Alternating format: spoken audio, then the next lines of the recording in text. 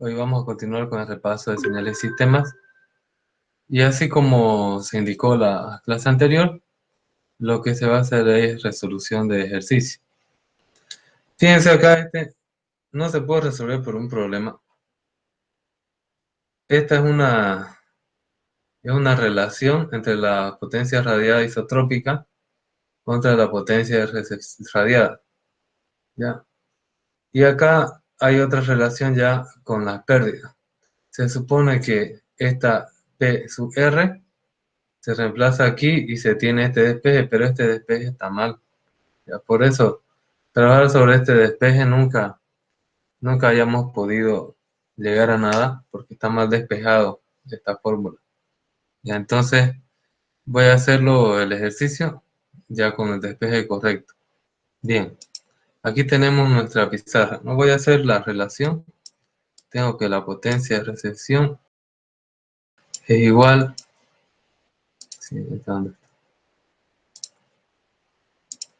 a la potencia de radiación sobre la distancia al cuadrado, y todo eso multiplicado por lambda, que es la longitud de onda, sobre 4pi. Y todo esto elevado al cuadrado. Esa es una primera relación. Un poco. Ya. Y la otra relación que tenemos que basarnos es que alfa es igual a potencia radiada sobre P sub R. Bien, entonces teniendo esta relación, voy a hacer el respectivo despeje. Esto de acá, voy a ponerlo acá. ¿Ya? Entonces me va a salir que alfa es igual a ¿qué? Potencia, bueno, la potencia radial se mantiene sobre PR es esto, sobre distancia al cuadrado multiplicado por lambda al cuadrado por 4pi cuadrado. Ahora, este de acá se va con este de acá. Aquí queda un 1 arriba. Esta es la división principal. Siempre que hacemos matemáticas tenemos que no olvidarnos de nuestra división principal. Esto de acá sería extremo con extremo. Este de acá sería un 1 sobre 1 quedaría. 1 sobre 1. Y acá, este medio va a ir con el lambda al cuadrado. Y este de acá arriba, el extremo, va a ir con el distancia al cuadrado por 4pi al cuadrado, ¿no? Entonces me va a quedar, por lo tanto, que mi alfa es igual que distancia al cuadrado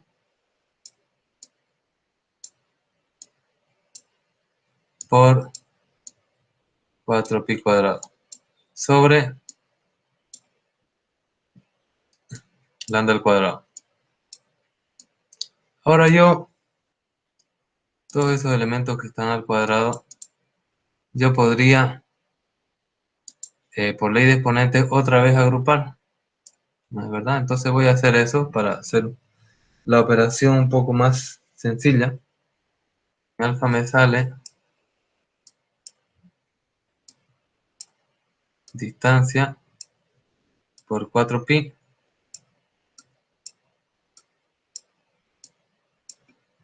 sobre mi lambda, y todo esto sale al cuadrado. Ahora tengo que considerar unidades. En este caso mi distancia está en metro y mi lambda está en metro. Ahora tengo la relación para llegar a la frecuencia, que la longitud de onda es igual a la velocidad de la luz sobre la frecuencia. Pero si yo lo hago con metro, me va a salir 300 millones de metros sobre segundo, no la velocidad de la luz. Si lo hago con kilómetros, me va a salir 300.000 kilómetros sobre segundo. Entonces, tanto la distancia, porque me pide el ejercicio, como la longitud de onda, voy a llevarlo a lo que viene a ser kilómetro. Bien, ¿cómo yo llevo de metro a kilómetro? Yo lo que hago es dividir entre 1000. ¿Ya? En realidad debería yo agrupar algún número y dividir entre 1000. Como no hay, lo que hago es dividir arriba y abajo. ¿Ya? Entonces voy a hacer lo siguiente. Mi alfa va a ser igual a la distancia. Ahora va a ser en kilómetros, porque lo he dividido entre 1000.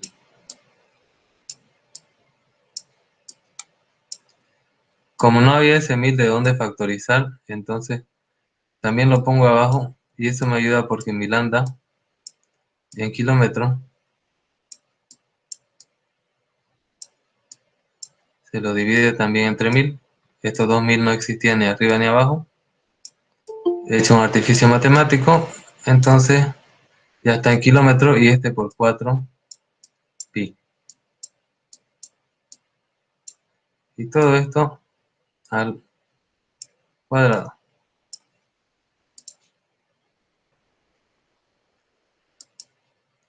Ya. Ahora, como está 1000 dividiendo arriba y 1000 dividiendo abajo, entonces se puede eliminar.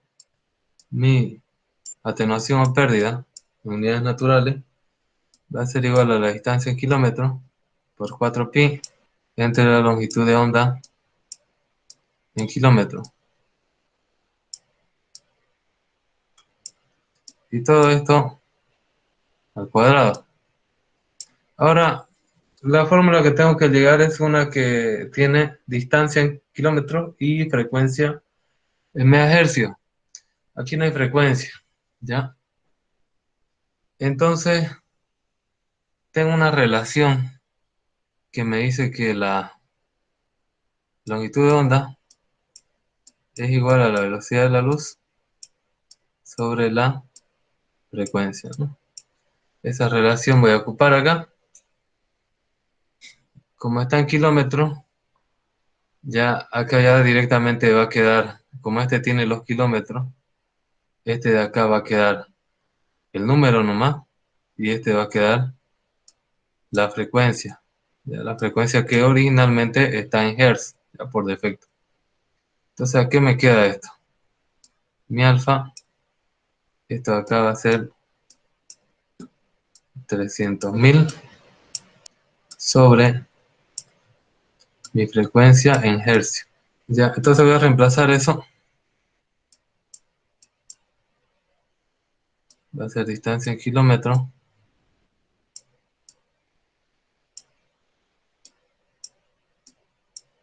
por 4pi. Todo eso dividido entre ¿qué? Entre 300.000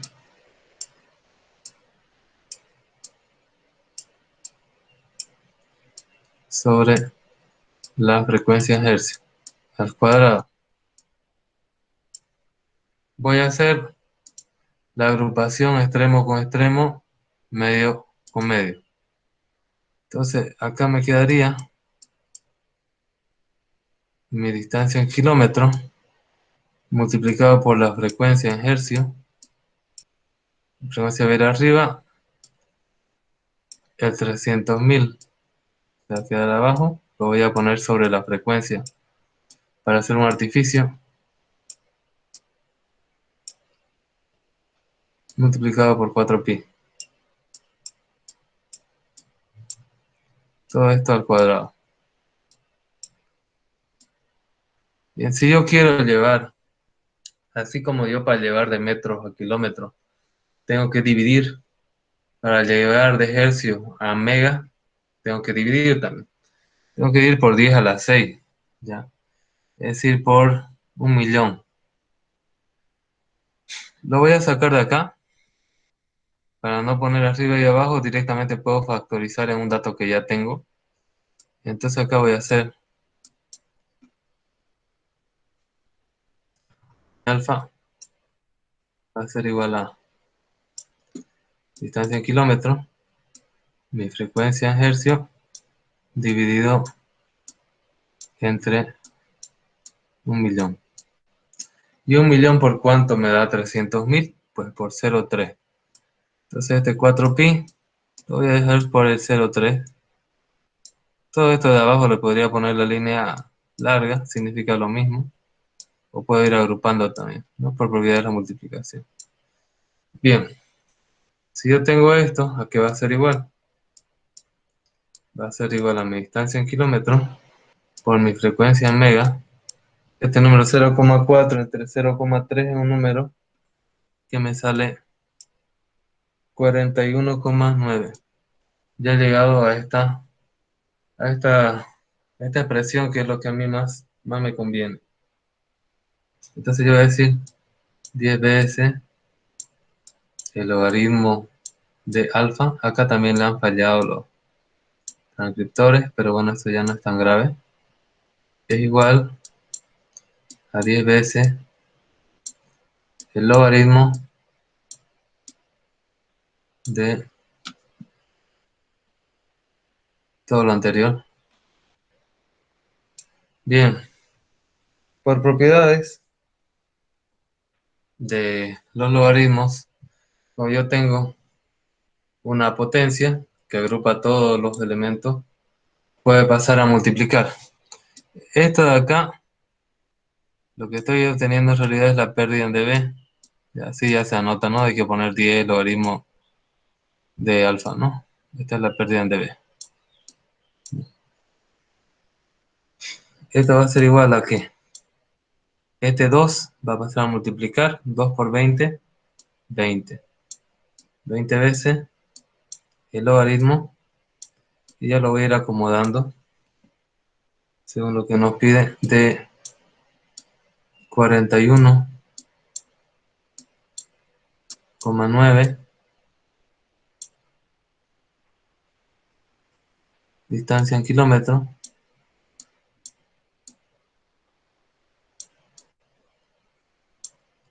por la frecuencia en MHz. Por propiedad del logaritmo, el logaritmo de la multiplicación es igual al logaritmo de la suma, ¿no? Entonces voy a tener acá mis pérdidas en dB. Esa alfa es en unidades naturales, representa igual a la pérdida. Va a ser igual a 20 veces el logaritmo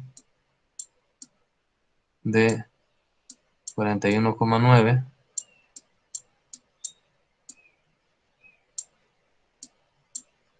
más 20 veces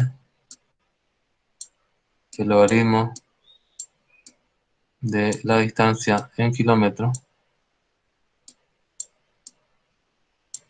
Así lo pone chiquitito. Más 20 veces el logaritmo de la frecuencia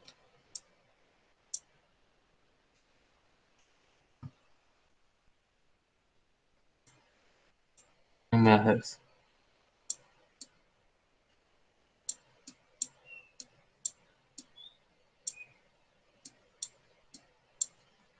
El logaritmo de 41,9, acá lo voy a hacer directamente para no estar escribiendo todo. Me sale 1,62. Y esto multiplicado por 20 me sale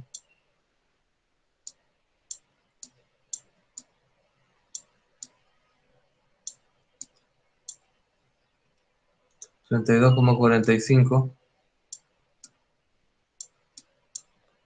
Obviamente decimal más, decimal menos. Más 20 veces el logaritmo de la distancia en kilómetros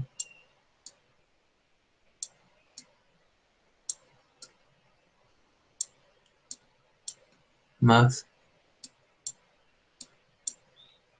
20 veces el logaritmo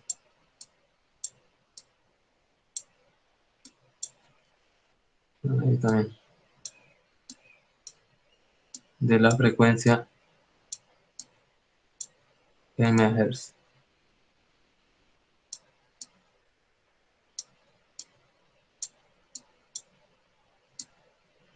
Y acá ya tenemos la demostración.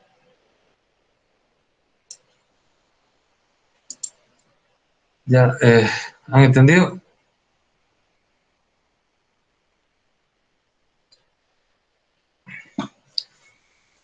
Si se fijan, el problema era que estaba mal despejado, ¿no? En el PDF. Y bueno, nunca iba a salir. Ya tenemos que ver que cuando las impedancias de entrada y salida del circuito o sistema son reales, diferentes y de valor conocido, y solo se pueden medir los voltajes de entrada, demuestra que la ganancia de la potencia puede calcularse mediante esta fórmula. La ganancia de la potencia igual a la ganancia del voltaje más 10 veces el logaritmo de una impedancia sub i contra una impedancia sub 0, y todo esto va a estar en dB, ¿ya? En unidades logarítmicas. Tengo yo que tener dos relaciones base que están más arriba, como es la ganancia en unidades logarítmicas y cómo es la ganancia tanto de potencia como de voltaje. Acá más arriba está la fórmula esa.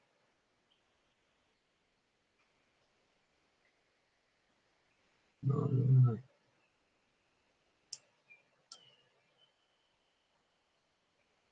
Este libro utiliza la notación W para potencia en vez de la notación P. ¿Ya? Entonces acá tenemos la 2,7.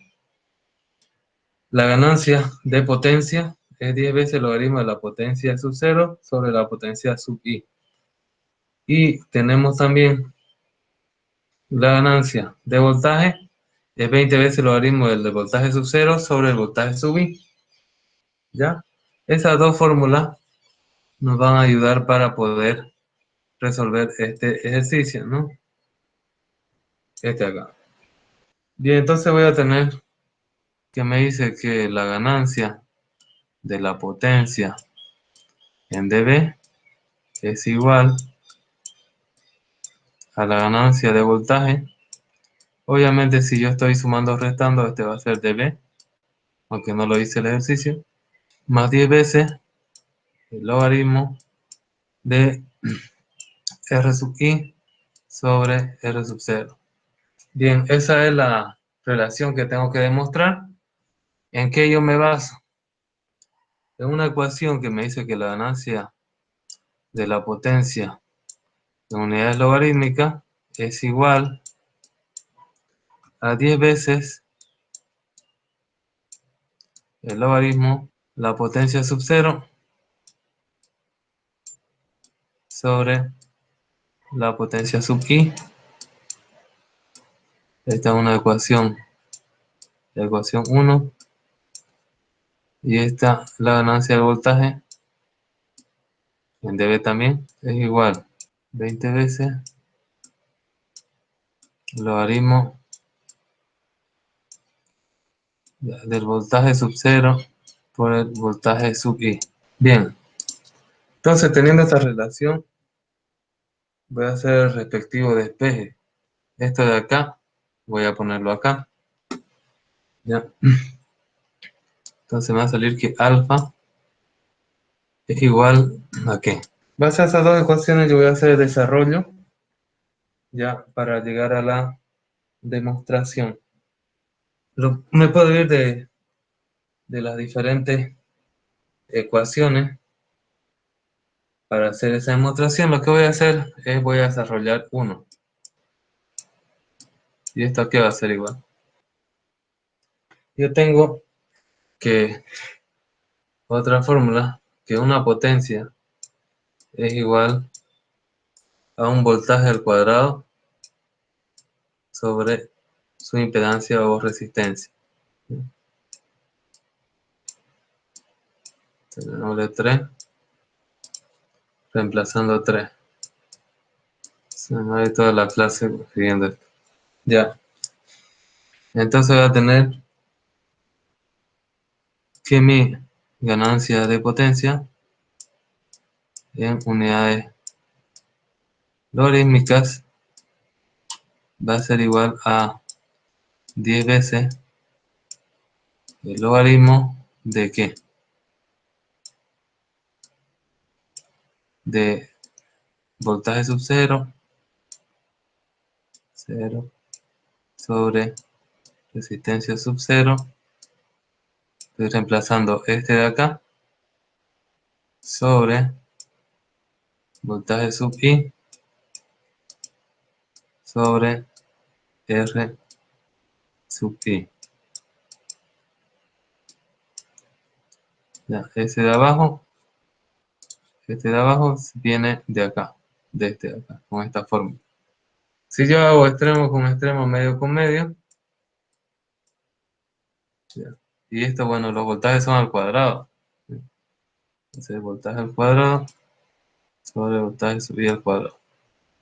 Voy a agrupar lo que son la resistencia y los voltajes. Esta resistencia de acá iría arriba y este de acá se quedaría abajo. Entonces me quedaría 10 veces el logaritmo de ¿qué? Arriba me va a quedar voltaje sub 0 al cuadrado sobre voltaje sub I al cuadrado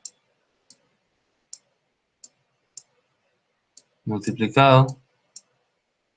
Ahora la R, la sub I va a ir arriba sobre la sub 0 que queda abajo. Bien. Este extremo con extremo, medio con medio. Este de acá va acá arriba, este de acá va acá abajo. Pero lo he conmutado para que queden los voltajes sobre voltaje y los resistencia sobre resistencia. Bien, yo sé que el logaritmo de la multiplicación es igual al logaritmo de la suma.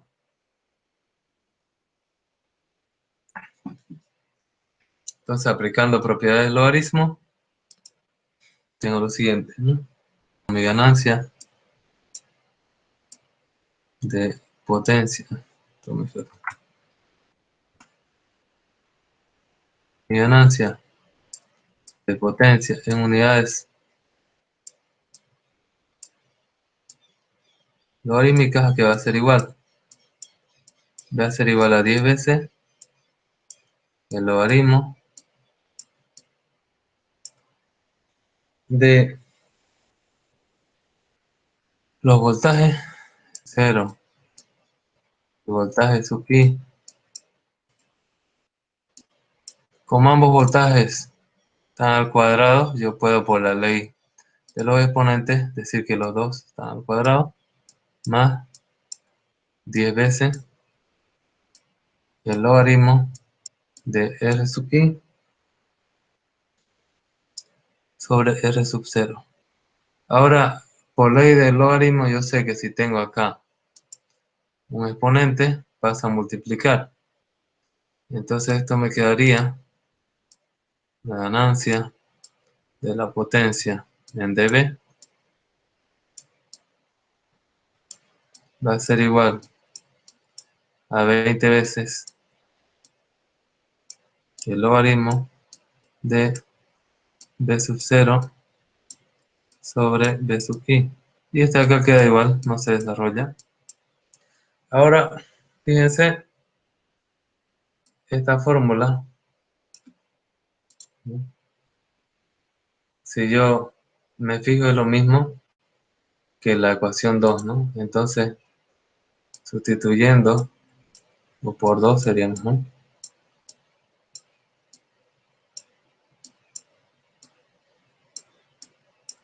Yo tengo que la ganancia de la potencia en dB va a ser igual a la ganancia del voltaje, que también es dB, más 10 veces el logaritmo de R sub i sobre R sub 0. Y con esto queda demostrado, ¿no? Ingeniero, Sí.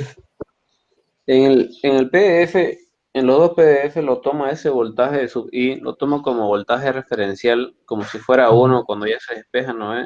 Eso Ujú. lo tomamos siempre nomás como voltaje referencial para resolver ejercicios en el examen o cualquier otra cosa. Claro, claro que sí. Puede Ya, ser sub i, puede ser sub 1, ¿no? ya. Dependiendo de la notación. Y entonces ahí ya demostramos esto de acá. Ahora vamos al siguiente ejercicio. Acá me preguntan de la ficha 3, la diapositiva 2. Una fuente proporciona un caudal de 10 kilobits por segundo. Ya, 10 kilobits por segundo. Este caudal se introduce a un codificador de canal 7,4 y se modula y se transmite de forma que para transmitir cada bit por segundo es necesario un hercio. Es decir, R sub B es igual a R sub S. Calcule el ancho de banda que requiere utilizar en este sistema. Ya. Bien, eso está sencillo esto, relativamente. Tengo que, me dice la relación R sub B es igual a R sub S. Es decir, la tasa de símbolo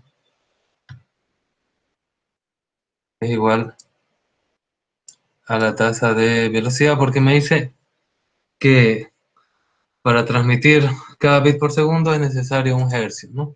Si 1 es que es igual a las dos tasas, ¿no? No hay que multiplicar por nada. Ya. Entonces mi R sub B, como me dice acá, que son 10 kilobits por segundo, va a ser igual a 10 kilobits sobre segundo. Porque un bit es un hercio, ¿no? Entonces, ¿qué significa eso? Como un bit por segundo se transmite en un hercio, mi ancho de banda, mi bandwidth, se representa a veces con B, a veces con BW, va a ser igual a 10 kilohercios. Tengo esto de acá, tengo esta relación y acá, ¿no? Entonces, ahora los codificadores tienen de canal, tienen esta forma. Son de N, K. Acá el dato, mi codificador de canal es de 7,4, me da el ejercicio.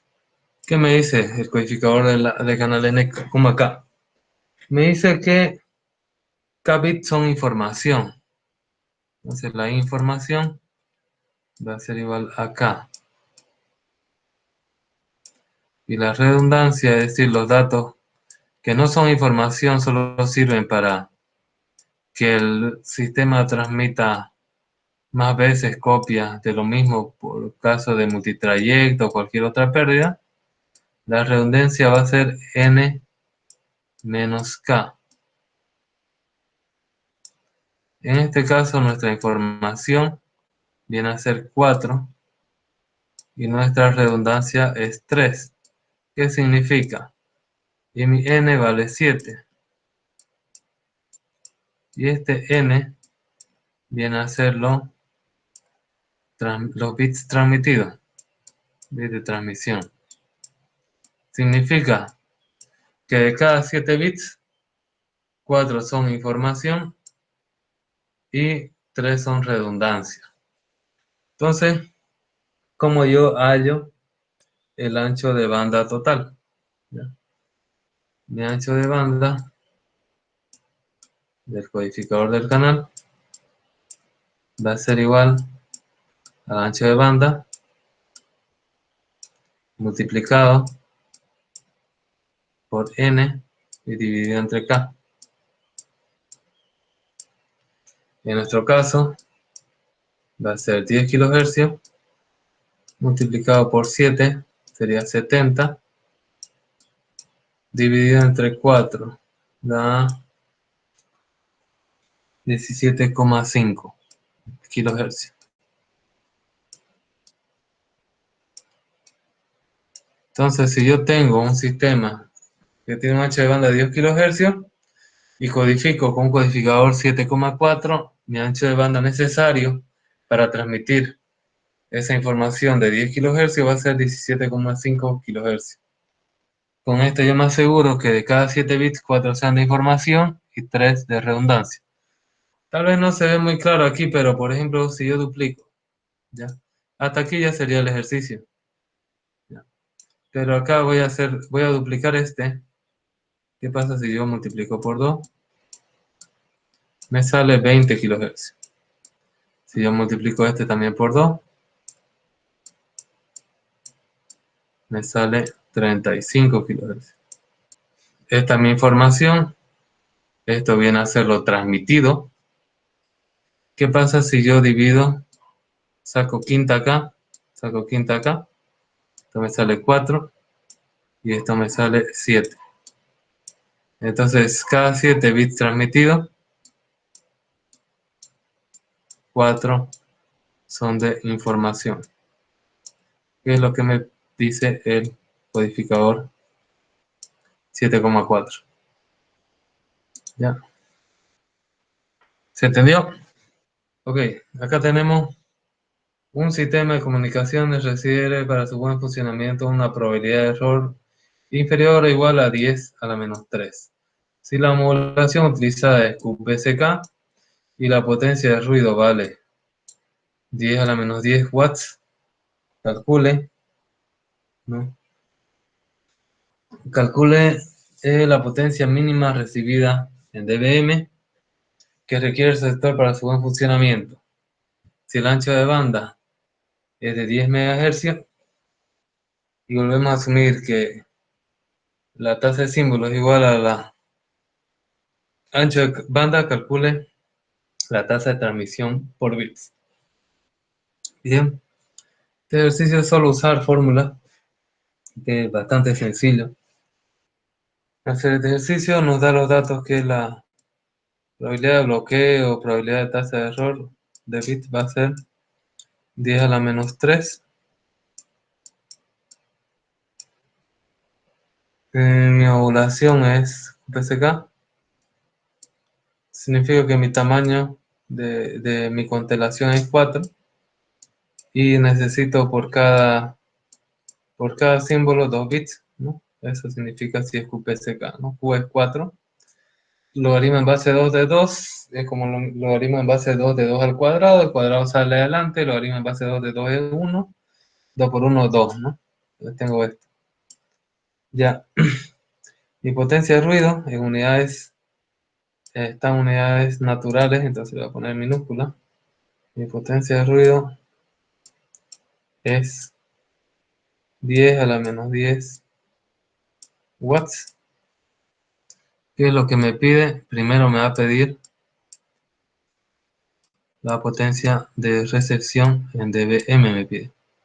Y el inciso B nos pide, teniendo un ancho de banda de 10 MHz con la tasa de símbolo igual a la tasa de bits, nos pide cuál es esta tasa de bits, ¿no? No sabemos.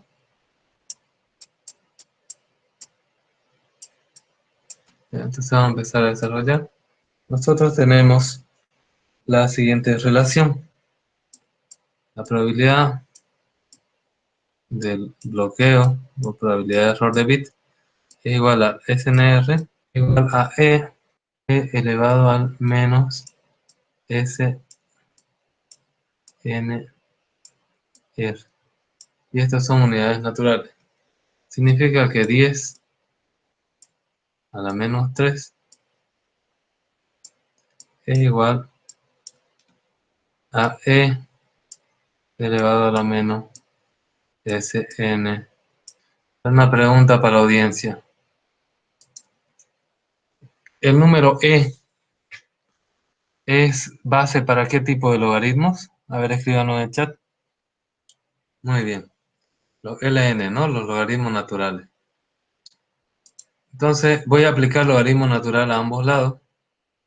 Voy a decir logaritmo natural de 10 a la menos 3 es igual al logaritmo natural de E elevado a la menos SNR.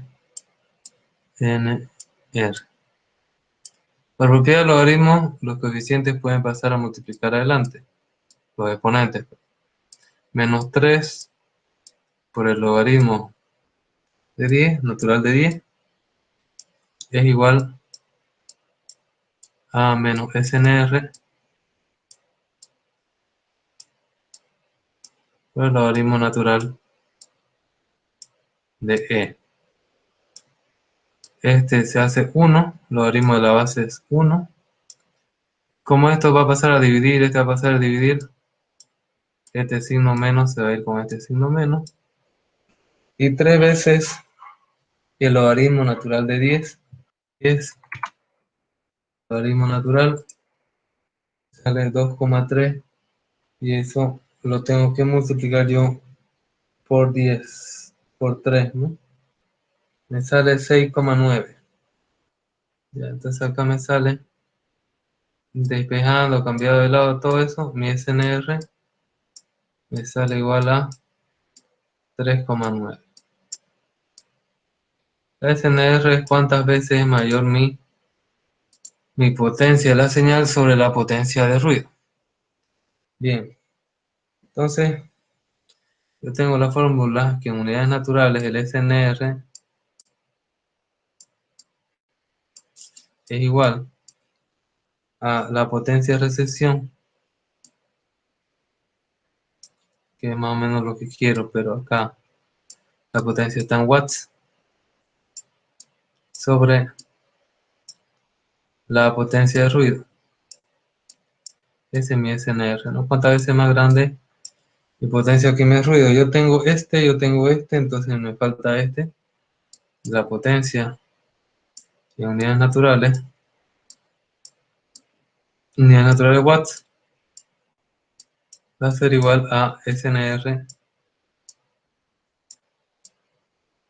multiplicado por la potencia de ruido. En nuestro caso, SNR sería 3,9 y la potencia de ruido es por 10 elevado a la menos 10 watts. Ya tengo mi potencia, pero no lo tengo todavía en las unidades que quiero, sino lo tengo en unidades naturales, ¿no? Lo tengo en watts. Voy a llevarlo con la fórmula de transformación. Como dice, ¿no era 6,9?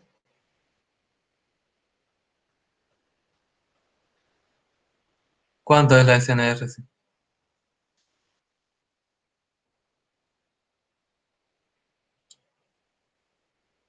Sí, pero ¿cuánto es el logaritmo en base 10? Perdón, el logaritmo natural de 10. ¿La han sacado en la calculadora? Sale 2,3 por 3, te sale 6,9, ¿no?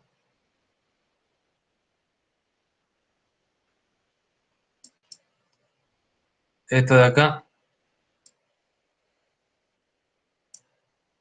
esto de acá me sale 2 Por 3 me sale 6, ¿no? Estoy escribiendo 3, ¿no? Ya, gracias. Acá también. Entonces esto es 6,9, 6,9. Ahí está, ¿no? Sí, es que dije una cosa y escribí otra. ¿Ya? Ahí sería, ¿no? 6,9 por 10 a la menos 10 watts. Bien, ahora vamos a llevar esto a unidades logarítmicas. ¿Ya? Entonces, ¿esto cuánto va a ser? Va a ser potencia en dB watts, va a ser igual a 10 veces el logaritmo de ¿qué? De 6,9 por 10 elevado a la menos 10. Voy a calcular eso.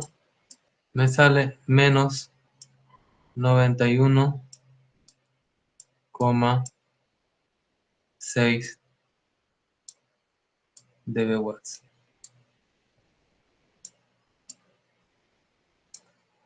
Esta es mi potencia, lo voy a poner ya como está la unidad al final, pues en mayúscula, ¿no? ¿Les sale eso, jóvenes? Por favor, tiren una calculada.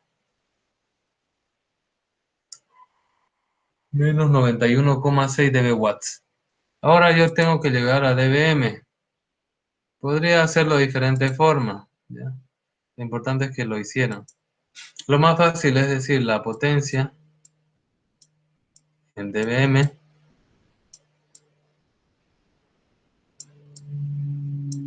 es igual a la potencia en dB watts más 30, ¿no? Por las propiedades que hemos visto. Entonces mi potencia en dBm, si yo le sumo 30 a este 91, me da menos 61,6 dBm. Y ahí ya tengo resuelto mi primer inciso. El inciso B que me pide cuál viene a ser mi tasa de bits. Mi tasa de bits es igual a la tasa de símbolo, ¿no? Mi ancho de banda es 10 megas. Tengo que saber cuál es mi tasa de símbolo. Y es una modulación. Entonces mi tasa de símbolo va a ser igual a el tamaño de los bits, el número de bits que necesito para transmitir por mi ancho de banda. En este caso, mi tasa de símbolo va a ser igual a 10 por 2, 20 MHz. ¿Cómo? Mi tasa de símbolo es igual a la tasa de bits.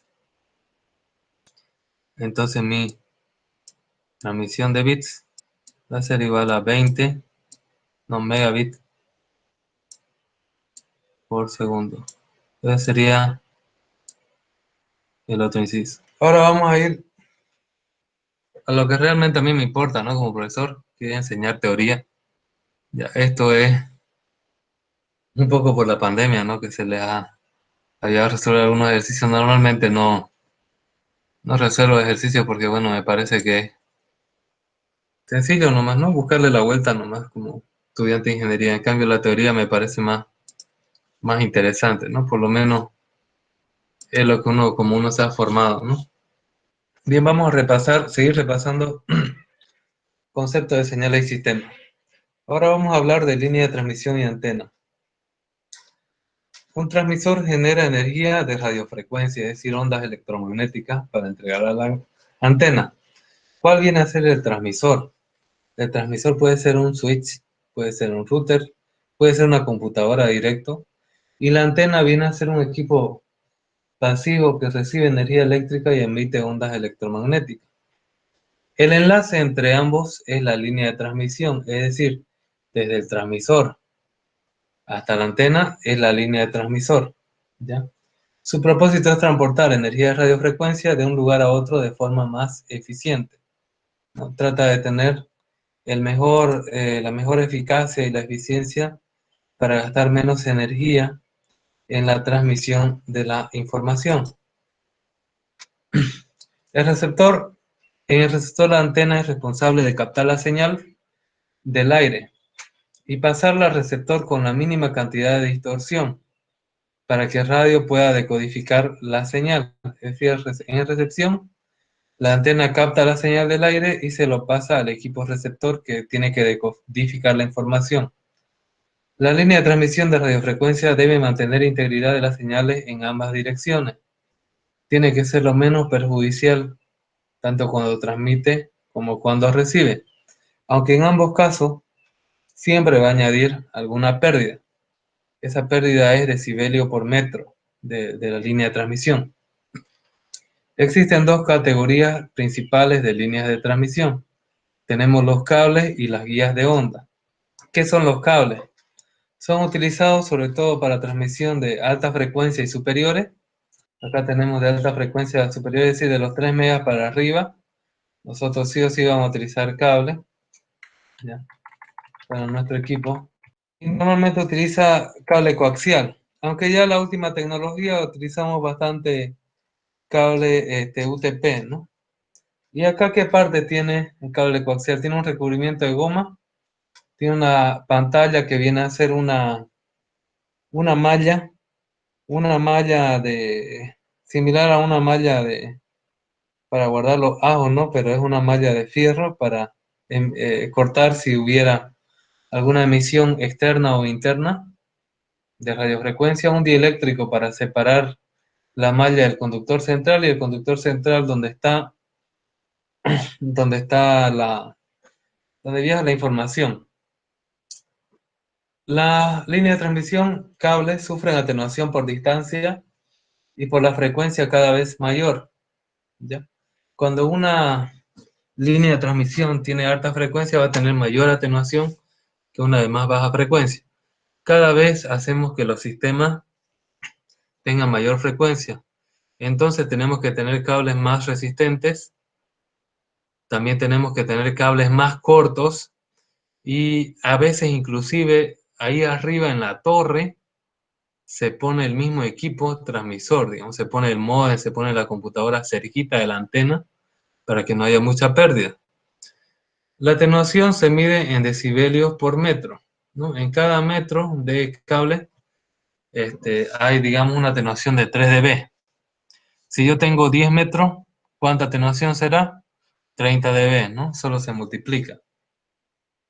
Ahora, ¿cuáles son las recomendaciones para los cables en dispositivos microondas?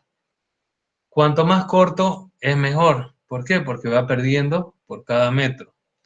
Cuanto más barato es peor. ¿Por qué? Porque tiene peores prestaciones de mantener la señal de forma correcta. Evite usar RG48, que está pensado para Ethernet, banda ciudadana y radio VHF. Evite usar también RG213, pensado para banda ciudadana y radio de HF. ¿Por qué? Porque son categorías que no tienen la suficiente seguridad en la transmisión de la información. Claro que si no tiene otra, utilícela nomás. De ser posible, use los cables Heliax, que también se llaman FOAM o espuma. De no ser posible, tenemos los cables del Times Microwave, LMR.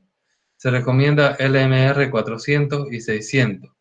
De ser posible, utilice los cables con conectores ya prefabricados en laboratorio. A veces nosotros compramos ya el pigtail ya hecho, ¿no? O el patch core. Entonces, mejor si ya viene de fábrica, hecho por una máquina, que hacerlo nosotros como humanos, porque nosotros vamos a tener, igual que armamos un cable de red, ¿no? Vamos a tener más errores que si lo compráramos.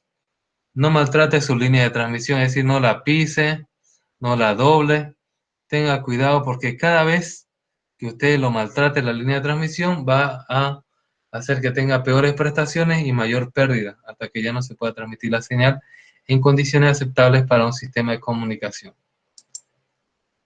Tenemos acá otro tipo de línea de transmisión que es la guía de onda. Por encima de los 2,4 GHz, la guía de onda es demasiado pequeña para una transmisión correcta de energía.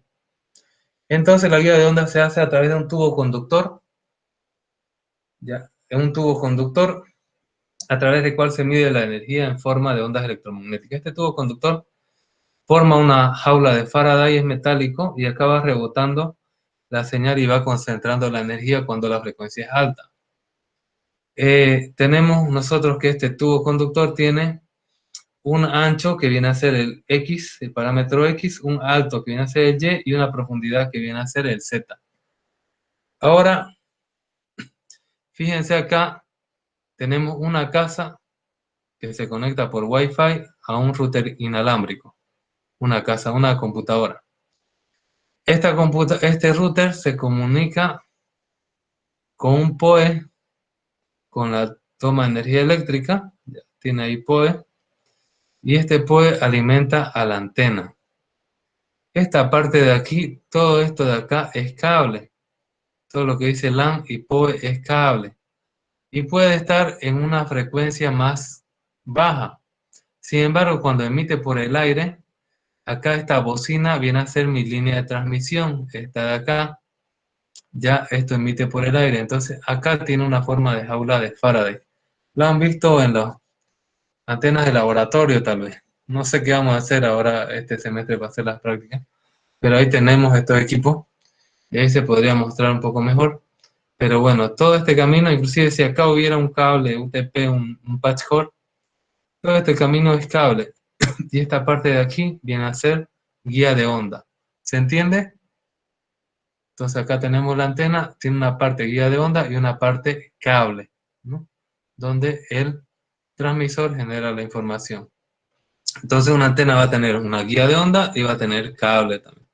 Puede tener cable aquí, puede tener, de hecho las primeras antenas fueron cables, pero las modernas ahora son guía de onda. Puede tener acá guía de onda, un tubote, puede tener también, pero sería ineficiente. ¿Por qué? Porque acá trabaja por una frecuencia intermedia y acá ya trabaja por la frecuencia de transmisión, los 2,4 o los 5 GHz de Wi-Fi. ¿Cuáles son los modos de la guía de onda? Los modos es la forma que se organizan los campos eléctricos y magnéticos de la guía de onda. Puede ser transversal, es decir, su campo principal puede ser el magnético o puede ser transversal eléctrico, ¿no? TM o T. ¿Cuál es el principal que nosotros necesitamos para radiofrecuencia? Preferimos que sea eléctrico. El modo dominante transmite a frecuencia más baja que soporta la guía de onda. A medida que aumenta la frecuencia, se aumentan los modos posibles. Pero bueno, siempre es mejor que se transmite en la frecuencia más baja que soporta la guía de onda por estabilidad. La dimensión crítica es la X. ¿Qué dijimos que era la X? Pues es este de acá, el ancho, ¿no? El ancho debe ser mayor al 0,5 de la longitud de onda a la frecuencia más baja que se va a transmitir. Y la longitud de onda viene a hacerse sobre la longitud de onda como vimos en los ejercicios anteriores. La dimensión Y es igual a 0,5 de X para evitar que se opere en otro modo que no sea el dominante. Es decir, la dimensión Y, la altura tiene que ser por lo menos la mitad de la anchura. De profundidad no nos dice nada la teoría. Además de la forma rectangular, se puede ocupar un tubo circular. X sería en el ancho de la forma rectangular y R sería el radio del circular. Es decir, en vez de utilizar este tubo cuadrado, podría utilizar uno redondo, ¿no? Y utilizaría la R en vez de la X. Y acá tenemos una comparativa. Por ejemplo, si la línea de onda de corte es 2X en rectangular y 3,41 en rectangular. Longitud de onda máxima transmitida con poca atenuación, 1,6 en X en rectangular y 3,2 en circular. Longitud de onda mínima antes de ser transmitida. En el siguiente modo, 1,1 en rectangular y 2,8 en circular. La energía de la guía de onda se introduce o extrae de un campo eléctrico o magnético. Generalmente se acopla a un cable coaxial. Fíjense, la guía de onda se acopla a un cable coaxial. La guía de onda se acopla a un cable coaxial, ¿no? Ahora ya es UTP, pero bueno. Es decir, se acopla, significa que se engancha, se conecta, ¿no? Entre los dos. Ahora, ¿cómo se acoplan? Tiene un conductor interno que hace el enganche o una espira o sonda, lo que viene a ser como una espiral que donde acaba el cable, acaba una puntita en forma de espiral y se transmite por el tubo. Si el punto donde se obtiene mayor acoplamiento depende del modo de propagación en la guía o en la cavidad. Es decir, donde yo voy a elegir el punto de mayor acoplamiento depende del modo de propagación. Puede ser el modo transversal eléctrico o puede ser el modo transversal magnético, ¿no? En la guía o en la cavidad si es circular. El acoplamiento es máximo cuando el dispositivo se acopla, está en el campo más intenso, es decir, en modo dominante, ¿no? Siempre preferimos que sea el eléctrico. Si una guía de onda se deja abierta en uno de sus lados, puede radiar energía. Es decir, cuando nosotros tenemos esta guía de onda, fíjense que acá se nota, ¿no? Que está abierto, pero en realidad cuando nosotros tenemos la antena, esta parte de acá está abierta de alguna forma y radia la energía hacia el aire. Es decir, puede ser usada como una antena en lugar de línea de transmisión. Siempre se hace eso con la guía de onda donde acaba, ¿no? Siempre ya se forma la antena. Esta radiación puede ser aumentada acompañando la guía de onda para formar una antena de bocina piramidal o Horn, ¿no? Esta de acá es una antena de bocina piramidal o Horn. Ya entonces se puede formar de esa forma. En la tabla siguiente se contrastan los tamaños de varios tipos de línea de transmisión. Acá tenemos el tipo de cable. ¿Cuánto es su núcleo? Fíjense cuáles son más pequeños, más grandes. Estos LMR son los recomendados. Tiene un núcleo mayor. Tiene acá un dieléctrico que viene a ser, si es más alto significa que protege mejor de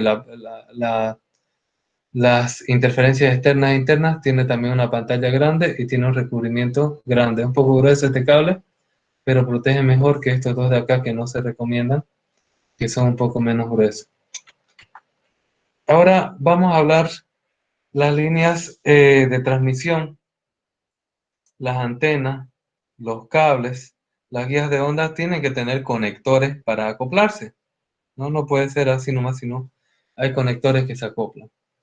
Hay conectores y adaptadores. Por medio de los conectores, el cable puede ser conectado a otro cable u a otro componente de la antena de la cadena de radiofrecuencia. Entonces el cable puede conectarse a la antena, el cable puede conectarse a una guía de onda a través de un conector. Hay una gran cantidad de adaptadores y conectores estándar diseñados para concordar con diferentes tamaños y tipos de líneas coaxiales. Ya existen diferentes tipos de conectores y bueno, los adaptadores son para cuando yo tengo un cable de un tipo y otro cable de otro tipo, poder adaptar, o cuando tengo macho macho o hembra hembra, pues también poder adaptar. Acá tenemos diferentes conectores, los primeros los BNC, estos de aquí, fíjense, son de presión, son los más antiguos, fueron desarrollados a finales de los 40, de los años 40, y desempeña aceptable hasta cientos de megahercios. Tenemos los conectores TNC, estos de aquí que también son de presión, similares a estos. Tal vez estos ustedes han visto en su sistema de TV cable con estos de acá. Funcionan bien hasta los 12 GHz. Tenemos conectores tipo N, estos de acá. Ya se puede usar a más de 18 GHz. Fíjense que este tipo N tiene acá un empernaje, ¿no? Tiene acá una ranurita para hacer el atornillamiento. Estos dos son de presión y este hay que atornillar. Seguramente estos dos ustedes han utilizado para su antena de televisión o su antena cable. Tenemos los conectores SMA, fueron desarrollados en los 60, son de excelentes prestaciones eléctricas hasta los 18 GHz, son más pequeños, son más estables, fíjense la forma de la rosca, la forma del conector, llega hasta 18 GHz. 18 GHz En BPSK significaría 18 gigabits. En QPSK sería 36 gigabits. Y así sucesivamente, ¿no? SMB es más pequeño. Estos de acá son los SMB, tanto el macho como la hembra. Son más pequeños, son acoplados a presión y funcionan bien hasta los 4 GHz.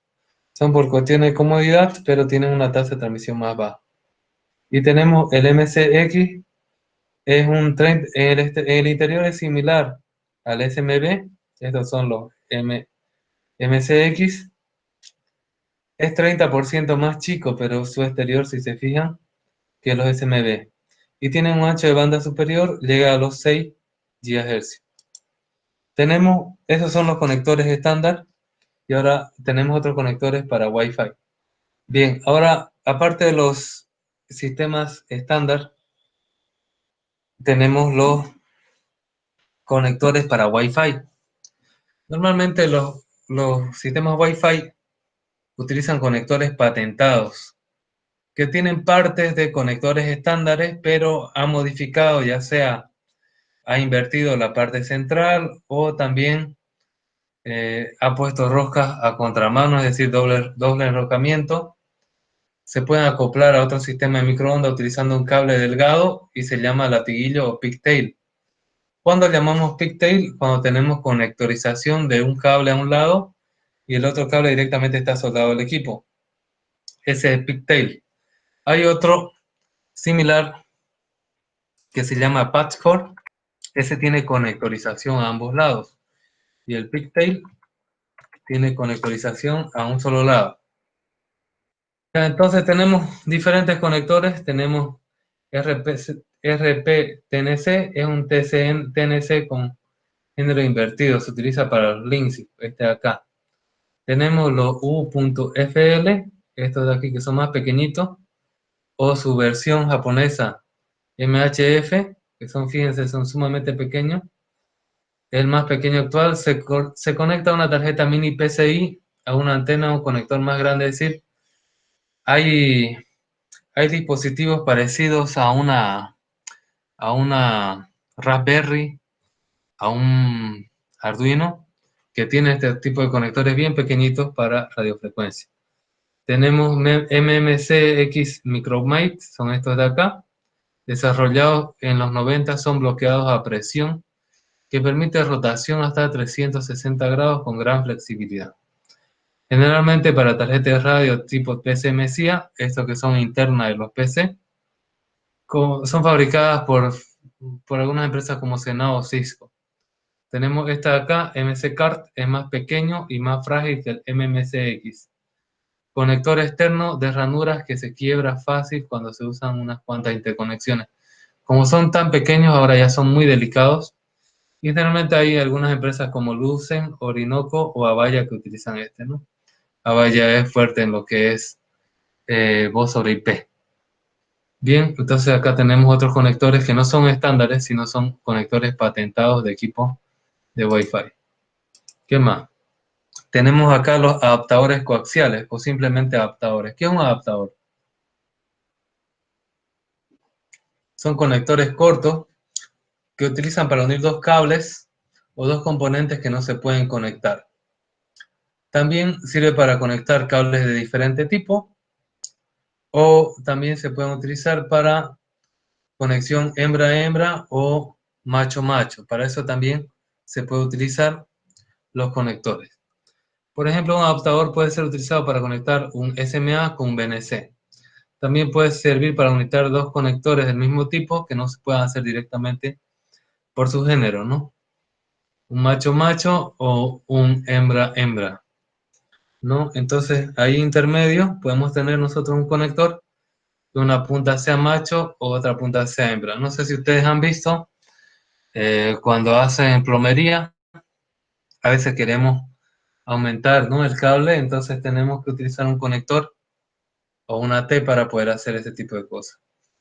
Un adaptador puede ser útil porque permite unir dos conectores macho tipo N que tienen dos conectores hembra en ambos extremos. Acá, por ejemplo, tenemos tiene dos conectores machos, fíjese este adaptador. Y este de acá tiene un tipo de conector por un lado y tiene otro tipo de conector por otro lado, ¿no? Este también un tipo de conector por un lado y otro tipo de conector por otro lado. Para eso nos sirven los adaptadores, ¿no? Para conectar macho con macho o hembra con hembra o dos tipos de cables diferentes que no se podrían conectar. Ahora, cada vez que tenemos nosotros conectores mecánicos, introducimos pérdida al sistema de comunicación. Entonces, ¿cuáles son las medidas que yo tengo que tomar para hacer una elección correcta ya de un conector, el conector apropiado? Primero, es una cuestión de género, ¿no? Es decir, yo, si tengo un conector macho en el equipo, tengo que elegir un conector hembra, ¿no? Para mi cable. ¿Por qué? Yo podría utilizar macho-macho a través de un adaptador, sí, pero no, ese adaptador nos va a introducir pérdida. Entonces, mientras menos pérdida, mejor, ¿no? Entonces es mejor que un género se conecte con el inverso. Menos conectores es mejor. Mientras menos conectores y adaptadores haya en todas sus líneas de transmisión, es mejor porque va a introducir menos pérdida. A no ser que sea una emergencia, el conector es mejor que usted lo compre y no lo haga usted mismo porque al hacer usted mismo en sus fallas de soldadura, va a introducir pérdidas. No usar BNC para frecuencias mayores a 2,4 porque hemos visto que son conectores bastante antiguos. Se puede dañar fácilmente si se manipulan mal, se pueden romper. Nunca los pise ni los deje caer en el piso porque los puede pisar y también producir daños. Nunca utilice herramientas como pinzas para apretar los conectores. Hágalo siempre con las manos, ¿ya? Siempre son a presión o son enroscamientos. Si usted utiliza las pinzas puede dañar la parte externa del conector. Bien, ahora ya hemos visto la línea de transmisión, ahora vamos a empezar con lo que son antenas. ¿Qué viene a ser una antena? Es un dispositivo usado para transmitir una señal de radiofrecuencia que viaja en un conductor.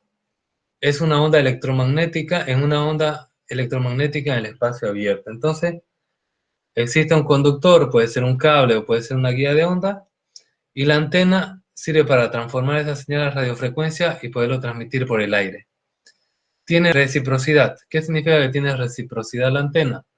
Significa que una antena va a mantener las mismas características sin importar si está transmitiendo o recibiendo.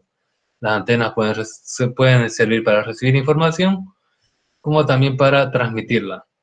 Son dispositivos resonantes que operan a una frecuencia relativamente baja. Una antena debe ser sintonizada a la misma banda que el sistema de radio al que está conectada para no afectar recepción y transmisión. Es decir, si yo voy a utilizar Wi-Fi, mi antena tiene que estar sintonizada y construida con su longitud de onda y su frecuencia a 2,4 GHz si va a ser para Wi-Fi o 5 GHz si es que estoy utilizando de N para arriba, ¿no? Cuando se alimenta la antena con una señal, emitirá radiación distribuida en el espacio de cierta forma. Va a tener un diagrama de radiación la antena cuando transmita. La representación gráfica de la distribución relativa de la potencia radiada en el espacio se llama diagrama o patrón de radiación, ¿no? Cómo manda la antena según su transmisor, eso se llama diagrama o patrón de radiación, ¿no? El dibujo que hace esa forma de transmisión. Acá tenemos algún glosario de términos de antena. La impedancia de entrada de la antena con la línea de transmisión está diseñada generalmente a los 50 ohmios. La pérdida de retorno es otra forma de expresar la desadaptación. Es una medida logarítmica expresada en dB que compara la potencia reflejada por la antena con la potencia con la cual alimentados de la línea de transmisión, es decir, cuál es la relación que hay entre lo que me da el cable con lo que yo transmito por el aire. Eso viene a ser la pérdida de retorno. El ancho de banda de la antena viene a ser el rango de frecuencia que yo puedo operar. Como cualquier ancho de banda de un sistema, tiene un rango, ¿no? No es exactamente solo un punto. La directividad es la habilidad de la antena para poder transmitir enfocado la energía a una dirección particular o de recibirla a una dirección particular. En cuanto a la directividad, tenemos antenas directivas, antenas sectoriales que tienen ciertos grados y antenas omnidireccionales que su directividad es total, ¿no? Totalmente alrededor.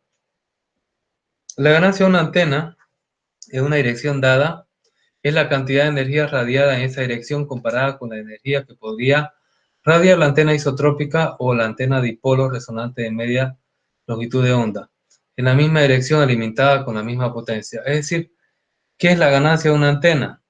La ganancia de una antena es lo que transmite mi antena a una potencia dada comparado con lo que transmitiría una antena ideal, que no existe, que es la antena isotrópica o la antena dipolo resonante de media longitud de onda.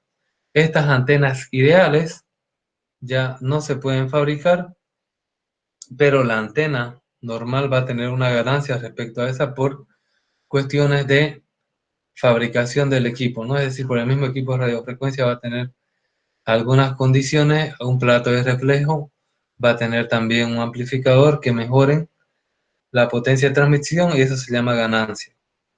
Bien, acá tenemos los diagramas o patrones de radiación de las antenas. Describen la intensidad relativa del campo radiado en varias direcciones desde la antena a una distancia constante. Es decir, es el gráfico de cómo se va yendo mi onda en la antena. El patrón de radiación es también de recepción. Ya es el mismo que tiene tanto en recepción como en transmisión, porque describe las propiedades de recepción de la antena. Este diagrama o patrón de radiación es tridimensional, pero normalmente se lo representa en dos dimensiones, ya sea en plano horizontal si la antena está polarizada horizontalmente, es decir, transmite horizontalmente, o en el plano vertical si es que está polarizada verticalmente, ¿no? Normalmente la mayoría de las antenas va a estar polarizada en el plano vertical, las antenas directivas y las antenas sectoriales. Y las antenas omnidireccionales van a estar polarizadas en el plano horizontal. Las medidas se representan en coordenadas rectangulares o polares. No puedo tener yo un plano cartesiano acá. Esta es una antena Yagi con su representación en un plano cartesiano que viene a ser rectangular. Ahora, también puede ser lineal o logarítmico. En este caso, viene a ser logarítmico porque está expresado en dB. Los diagramas de radiación pueden ser absolutos o relativos. ¿Relativos a quién? A la antena isotrópica. Y absoluto es que yo solamente considero lo que estoy midiendo. Acá tengo un diagrama polar. ¿Ya? Este es polar lineal y este viene a ser un polar logarítmico, ¿ya? Que tiene menos variación si se fijan en los lóbulos secundarios y más en el lóbulo principal. El lóbulo principal es donde yo quiero transmitir mi antena, pero siempre va a haber lóbulos secundarios, sobre todo en la parte de atrás del transmisor. Entonces yo aplico un filtro, ¿no? Un filtro paso banda o paso alto para que yo limitar esto que no produzca interferencia con los otros sistemas que transmiten una frecuencia similar a esta. El ancho de haz, siguiendo hablando del concepto de antena, es usualmente como el ancho de haz a la mitad de la potencia. Es decir, acá yo estoy a la mitad de la potencia y considero este mi ancho de haz, ¿ya? No a la potencia máxima ni a la potencia mínima.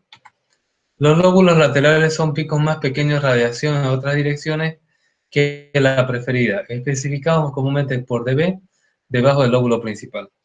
Aquí tengo estos chiquititos, son los lóbulos laterales y son dB más chicos que el lóbulo principal, ¿no? Este tiene más dB y estos tienen dB más chicos, son lóbulos secundarios, y este lóbulo principal que está en la dirección preferida. Los nulos o zonas nulas es aquella en la cual la potencia efectiva radiada está al mínimo, ¿no? Esto vienen a ser los nulos. Fíjense que tienen acá la potencia al mínimo. Y tenemos que la polarización se define como la orientación del campo eléctrico de una onda electromagnética. En general, la polarización se describe por una elipse, ¿no? ¿Cómo estoy polarizado yo? Dos casos especiales de la polarización elíptica son la polarización lineal y la polarización circular. Normalmente utilizamos polarización lineal y puede ser, y esa polarización inicial de radio es determinada por la antena. La antena define qué tipo de polarización va a tener y la polarización lineal puede ser horizontal o puede ser vertical. ¿Ya? Entonces, en base al tipo de antena. La radiación polarizada verticalmente se transmite, está menos afectada, es decir, de arriba hacia abajo, por las reflexiones en el camino de transmisión. Obviamente apunta hacia arriba y no le afecta mucho el camino, sino lo que vienen a ser las condiciones de la ionosfera, ¿no? Las condiciones ambientales. Las antenas omnidireccionales siempre tienen una polarización vertical.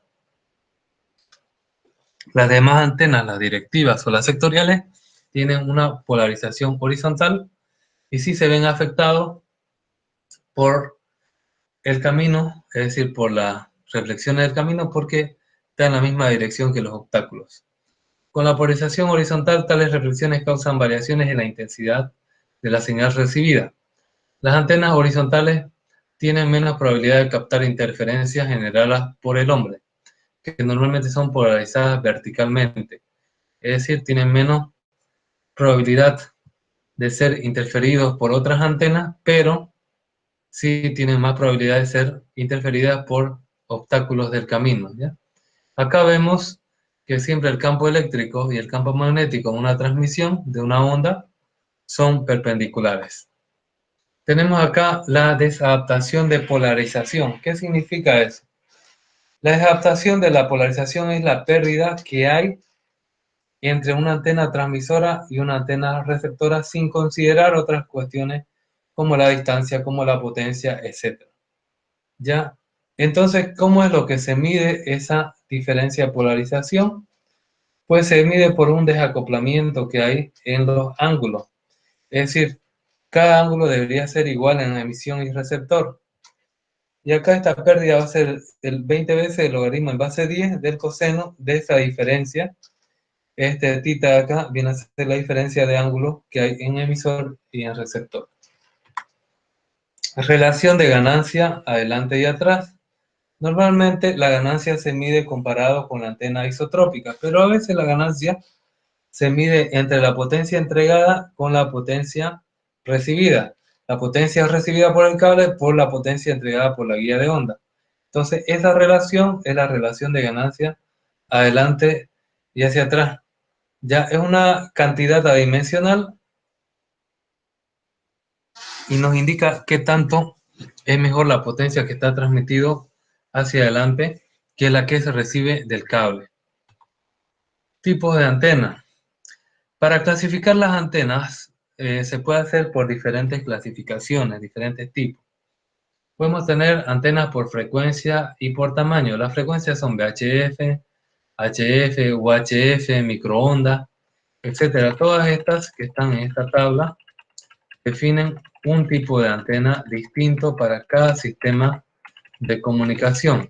Cada una de estas va a tener una antena diferente, va a tener una frecuencia diferente, una longitud de onda diferente y alguna aplicación diferente. Entonces, cada una de ese tipo de frecuencia va a tener una antena distinta, ¿ya? Por la frecuencia. Las antenas de frecuencia de 2,4 GHz tienen una longitud de onda de 12,5 centímetros y las de 5 GHz de 6 centímetros. ¿Cómo sacamos esa relación?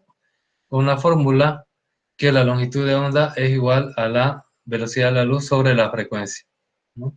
Y ahí tenemos cada tipo de antena, dipolo, Yagi, etcétera, va a tener que su tamaño va a ser la mitad de la longitud de onda, la cuarta parte de la longitud de onda, etcétera. Ya, entonces por frecuencia y tamaño tenemos las antenas VHF, microondas, HF. Por directividad, las antenas pueden ser omnidireccionales, sectoriales, que van a estar entre 60 y 180 grados de cobertura, es decir, la mitad de todo lo que sería omni, o directivas, que solo va a emitir en un punto muy concentrado, como las Yagi, las Biquat, bocina, helizoidales, antenas patch, platos parabólicos, etc. Por la construcción física, las antenas pueden construirse en muchas formas diferentes. Hay mallas simples, hay platos parabólicos, latas de café, etc., ¿no?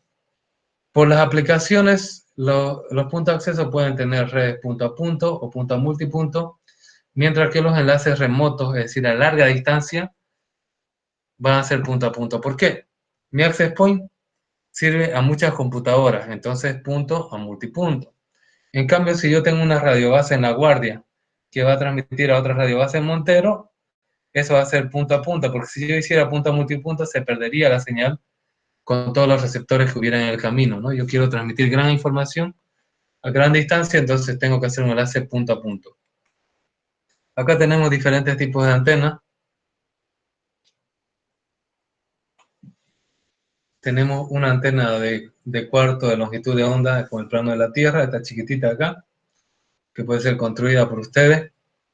Todas en realidad pueden ser construidas por ustedes. Tenemos una antena Yagi, una antena de plata sólida parabólica, una antena de bocina hecha por una lata de comida, fíjense, puede ser por una lata Pringles. Tenemos acá una antena Biquat, ¿no? Tenemos diferentes tipos de antenas. Bien, y cuando nosotros hablamos de antenas, hablamos de las amplificadores. Las antenas no crean potencia, sino en base a lo que reciben y la forma como están construidas, van a emitir la señal. Ellas simplemente dirigen toda su potencia disponible en un patrón particular, ya dependiendo de su forma. Por medio de la utilización de un amplificador de potencia, usted puede usar energía de corriente directa para aumentar su señal disponible. Es decir, yo mediante un amplificador y corriente puedo aumentar la señal. Un amplificador se conecta entre el transmisor radio y la antena. Es decir, en medio donde acaba el cable y empieza la línea de transmisión, ya ahí tengo yo que conectar mi amplificador. Y tiene un cable adicional que se conecte a una fuente de energía y también a tierra para evitar problemas de daño de los equipos. Desafortunadamente, el amplificador va a tener problemas porque aparte de aumentar la señal, también va a aumentar la interferencia que haya tenido hasta ese punto donde se coloque. Tiene algunos inconvenientes poner amplificadores, por ejemplo, son caros, se necesitan mínimamente dos, no proveen direccionalidad adicional, los amplificadores generan ruido para usuarios de la banda, por ejemplo, en una banda intermedia que hay entre el cable y la guía de onda, entonces ahí me va a generar ruido el amplificador y si hay otro sistema transmitiendo justo en esa frecuencia, puede ser perjudicial y en algunos países, según la legislación, puede ser ilegal, porque puede poner límite a la potencia del espectro sin licenciamiento. Por ejemplo, en Bolivia, el límite es 1 watts, entonces si yo tengo un amplificador que lo transmite a 2 watts, pues puedo tener problemas legales si es que me controlaran y me revisaran, ¿no? Aunque todavía es difícil en este país, tal vez llegue un momento en que pase eso. Bien, eso sería teoría de líneas de transmisión y antenas. Vamos a empezar el concepto de duplexación. ¿Qué significa duplexación? Duplex en comunicaciones es utilizado para definir si un sistema es bidireccional, si puede enviar mensajes de forma simultánea o solamente un elemento es emisor y otro transmisor. La capacidad de transmitir en modo duplex está condicionada por varios niveles.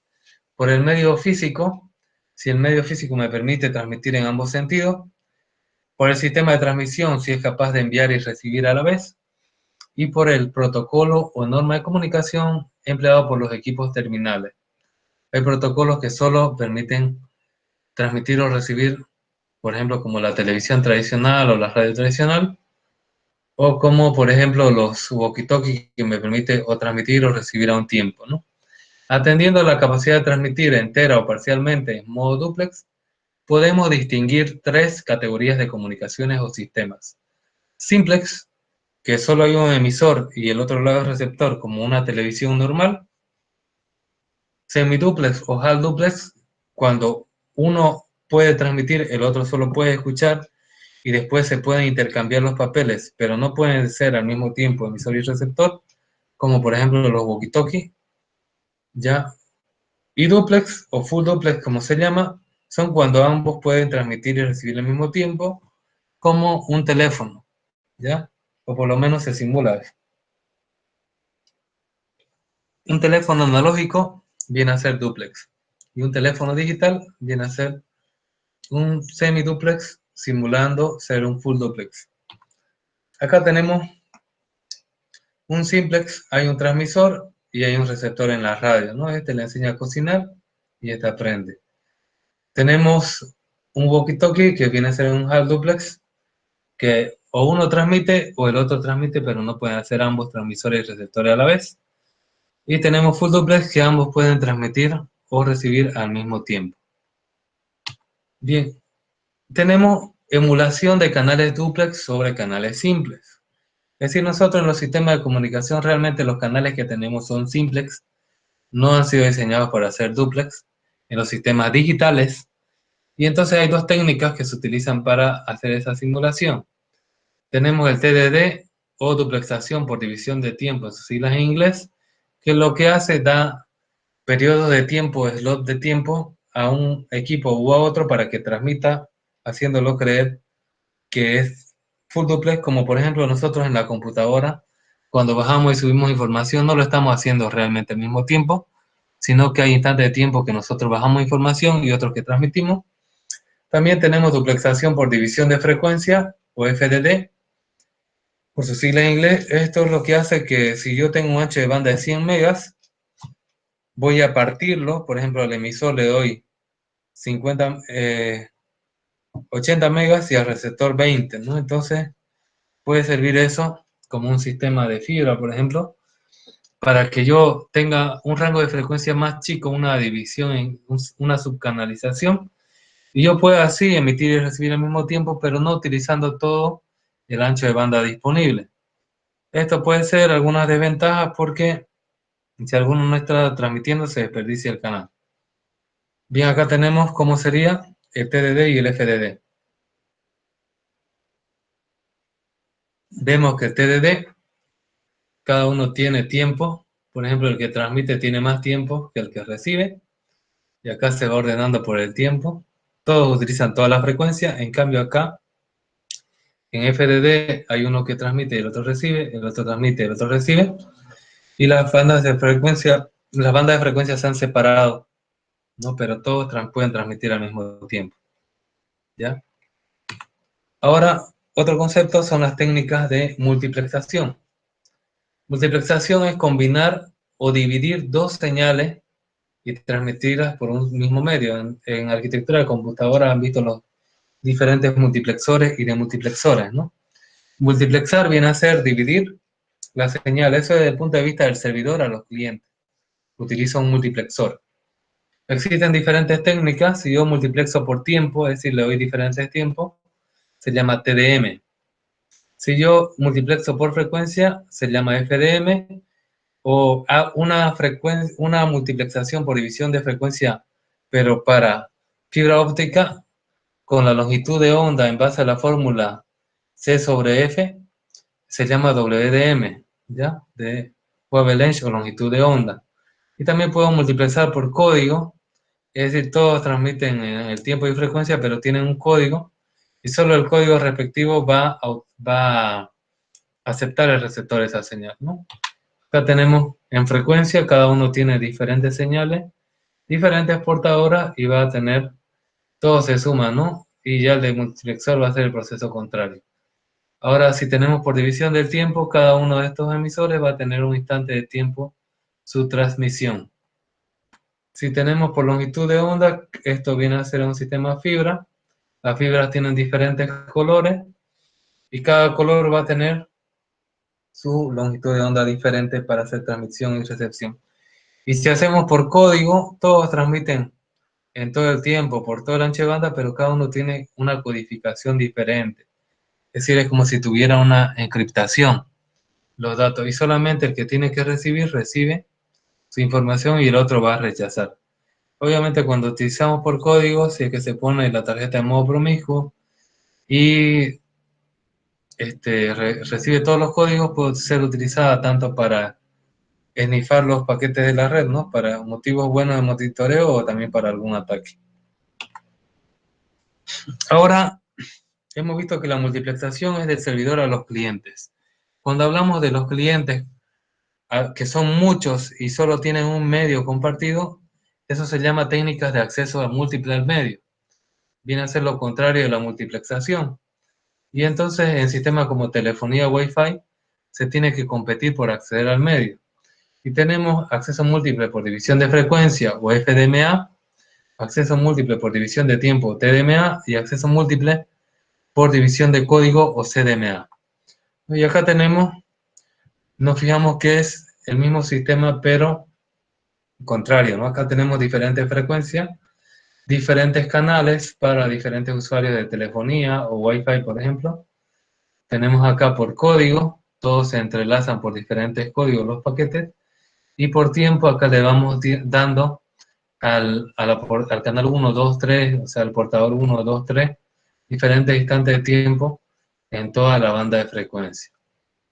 Continuando, bueno, toca acceso múltiple al medio en redes inalámbricas, pero esto ya lo dejaremos para la siguiente clase.